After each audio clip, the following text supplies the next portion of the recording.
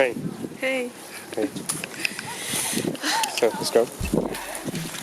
She said she felt it and then she changed just because. I stopped going to some courses in master. Like I had one course in Amsterdam, in a common course, and we were like 3 women and 30 men. It was just I don't feel comfortable. I'm not going there, and I You don't feel comfortable because they're just men. yeah they're like just men, and how they look at you and how you can't interact with them because you know every interaction is going to be awkward, and it's just Why? because either they will try to flirt or some weird comment or they've never spoken to a woman before or anything. It's just Okay, and then you quit.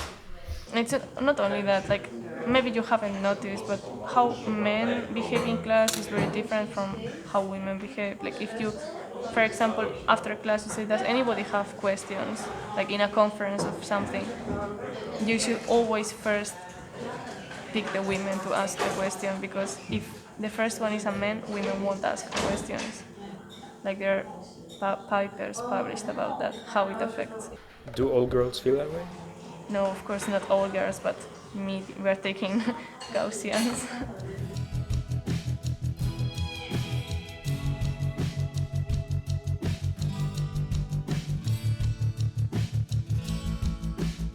Hello, young man. What do you think about the way you approach women in the workplace? Totally unacceptable. I know, right? That's how I want. No.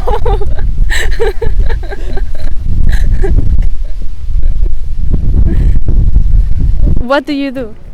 I'm a master's student here in Delft. In what? In architecture. Okay. And what's the ratio of men women in your studies? Oh, in my course, it's management of the built environment in architecture. So I think there's like 2/3 men and 1/3 women because it's more a managerial course. And then for architecture, I think there are more women. But well, I'm not from here. Like I'm from Brazil. In Brazil, it's like way more women than men. Like let's say 80% women and the rest men. And here, I think it's like 70% women or 60. It's more balanced. So now that you know like both sides, do you think that has any effect of having more men in your studies or more women when you were in Brazil? No, I think it's like more or less the same thing. Like most of the women that we interviewed were from faculties where there's like 50-50% men-women ratio.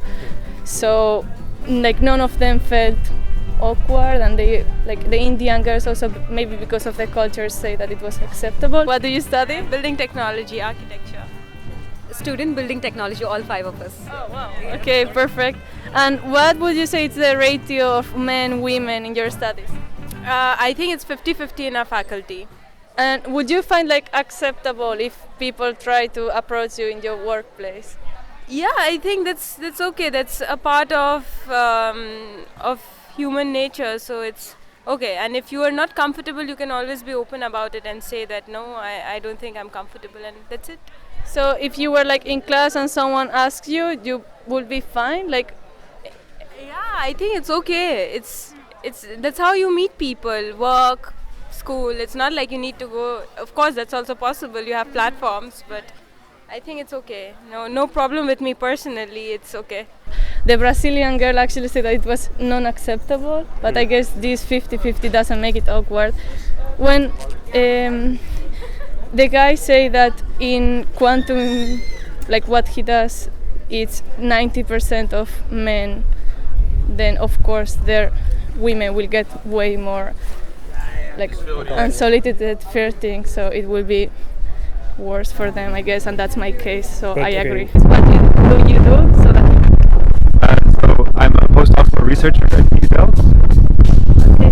And what is the ratio of women men in your work? I would estimate that it's closer to 90% men in my workplace.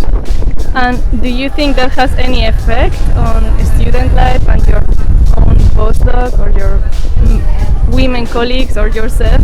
Yeah, almost certainly. I think so. There's like a myriad kinds of effects that has. I think one of the effects is that when you don't have lots of women working with you, then I think there is a kind of masculine culture that takes hold, and I think that changes how they behave towards each other and how they think. And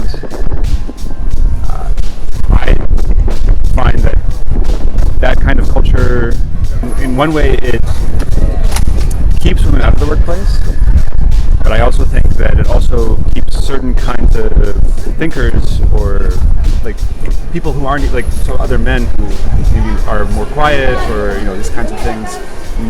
It also pushes them out of the workplace as well. I mean, maybe this is a stereotype, I don't know, but I feel that there's a different kind of culture that develops. Like when we were thinking about these questions, one of the things that I as a woman notice is that I'm always like approached by classmates like unsolicited. Like, do you think it's appropriate to approach your classmates in that way in general?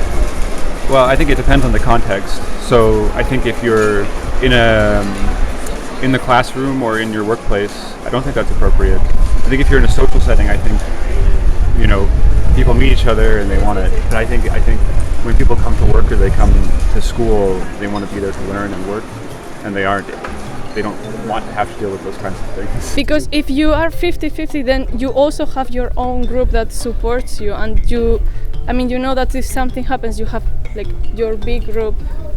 But if you are just one against kind of 90%, I don't know, it's more, you feel like a prey or something. I see. So having support from your own group helps. Yes, like it just does. their presence. Hmm. Oh.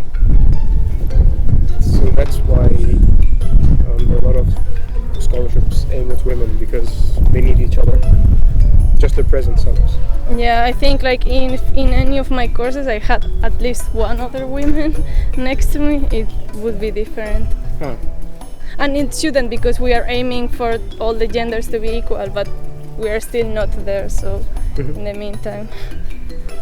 So let's assume we live in a world in which there are not too many women in the class, but also there isn't any unsolicited flirting. Like, It you will can be still- friends with Yeah, any but guy. as like the quantum guy said, it's not only the flirting part, which is I think the worst part for me, because it's like what you feel directly.